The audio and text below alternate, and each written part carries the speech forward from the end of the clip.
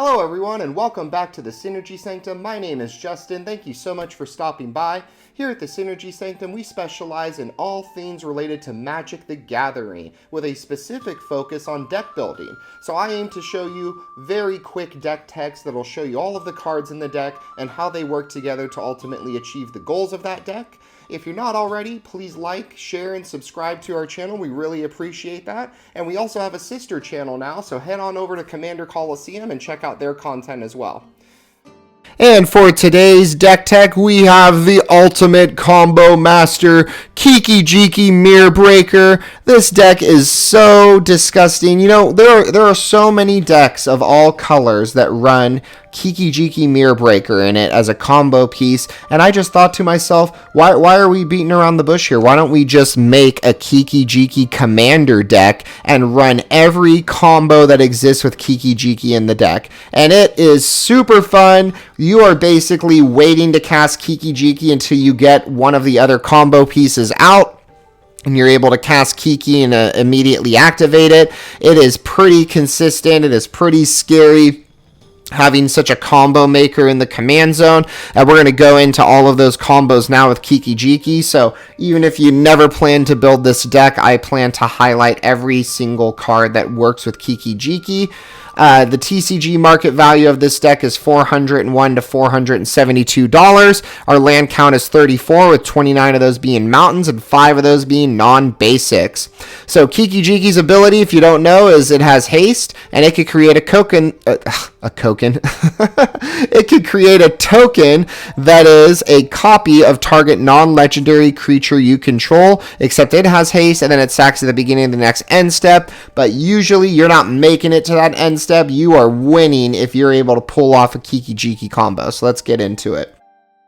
So here are some of the combos that we are running in the deck. So Helm of the Host and Splinter Twin end up being backup plans to Kiki-Jiki. They work with multiple cards here because they're basically making copies of these cards. So Splinter Twin making a copy of Zealous Conscripts just lets that go infinite. Combat Celebrant having the Helm of the Host on it is having that go infinite for combat phases and ETBs. And then we've got Splinter Twin working with Combat Celebrant as well, Coercive Recruiter as well. Anything that is doing this tap and untap stuff is going to be really broken here.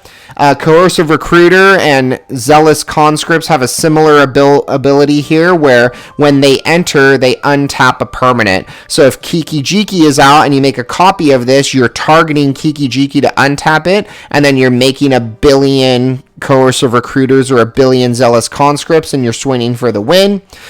Port Razor says that when he deals combat damage to a player, you're untapping each creature you control, and you're getting additional combat phases, so he's similar to Combat Celebrant in that sense. Delina Wild Mage is in here as well, because when she attacks, you get to roll a d20, and then you get to make copies of that particular creature depending on the result. But she combos off with Kiki-Jiki as well and makes infinite death triggers and infinite ETB triggers. So you kind of see where this deck is going. We're going to have those enter the battlefield and death trigger payoffs in the deck as well. Lightning Crafter, I kind of went over in the Cranko video, but you want to have a sack outlet on the board, which we will have sack outlets in the deck. You're going to have the Lightning Crafter copy that comes in, target Kiki-Jiki, so it's going to champion and remove it. You're going to have that Lightning Crafter bolt a player, and then you're going to sack it to return Kiki-Jiki, and then you're able to do that infinitely. And then we've got Dualcaster Mage with his expected combos as well to go infinite there. So Dualcaster Mage with any of these Heat Shimmer, Twin Flame, or Molten Duplication are giving you infinite enter the battlefield, as well as infinite Magecraft triggers as well, as it's making a bunch of Dualcaster Mages. And then here are those payoffs that we are talking about. So here are the ETB payoffs here. When these token copies from Kiki-Jiki are entering, they're going to be doing damage with Impact Tremors, Terror of the Peaks, and Perforos, God of the Forge. Panharmonicon is doubling up on Enter the Battlefield trigger. So as you can see from the previous slide, there's a ton of creatures that are doing that Enter the Battlefield stuff. We've got these sacrificing payoffs as well. So Blasting Station and Thornbite Staff kind of work the same, that whenever a creature is either dying or coming into play, they are untapping. Thornbite Staff being on Kiki-Jiki is allowing you to do combos with Mog Fanatic and Goblin Firestarter. So if either of those guys is out and Kiki-Jiki is holding the Thornbite Staff, you're going to make a copy of it. So you're going to make a copy of Mog Fanatic. So now you have 2. You're going to sack the original one to do a damage, which is then going to untap Kiki-Jiki with the Thornbite Staff, and then you're going to be able to do that infinitely. Same with Goblin Firestarter, so infinite damage possibility there instead of just infinite combats or a bunch of tokens swinging out at combat. Goblin Sharpshooter works the same way, so he needs a creature dying, so as long as your Kiki-Jiki engine's going, he's making a bunch of tokens. You can then sack those tokens and kind of do a bunch of pinging with Goblin Sharpshooter. We're running both altars that make mana, as well as Goblin Bombardment as sack outlets. A ton of goblins in the deck, you've noticed, so Skirk Prospector works really well, and then Kranko's kind of here to be a backup in case they keep dealing with Kiki-Jiki, because he can make a bunch of goblins as well, and then these same combos work with Kranko having it as well, because you can untap him and keep making a bunch of goblin tokens. And then more untapping in the deck, so if we get to a point where we got a lot of mana sacking from those altars, we could sink that into Umbra Mantle for 3, which will then untap Kiki-Jiki and have that engine keep going. Patriarch Seal also untaps, but it's just a single targeted untap, so not as good, but still kind of good early game.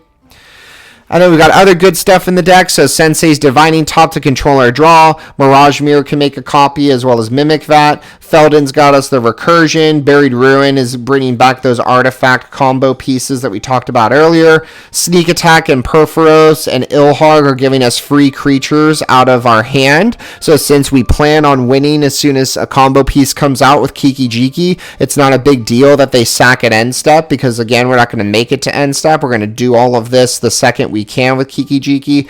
Inferno Titan's another good ETB guy doing damage off of entering and attacking. Blood Moon to shut down everybody's lands. And then we got a ton of draws and tutors in the deck as well. So we are running expected mono red draw cards here. So you draw at the cost of discarding. You get treasures from Big Score and Unexpected Windfall.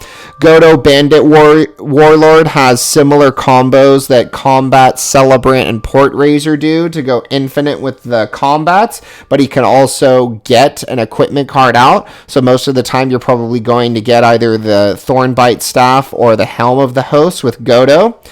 Goblin Engineer lets us tutor out an artifact as well and put it in our graveyard, and then we can get it onto the field by sacking one, so he works really well to get those combo pieces out.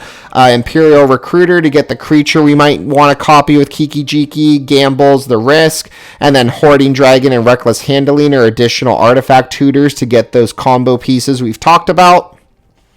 And then removal in the deck, we're running Pyroblast and Red Elemental Blast to target that blue player that's ticking us off at the table. We're running Neverill's Disc for a board wipe as well as Blasphemous Act, and then targeted removal with the expected ones in red with Guthrie Red's History, Chaos Warp, and Wild Magic Surge, as well as Vandal Blast.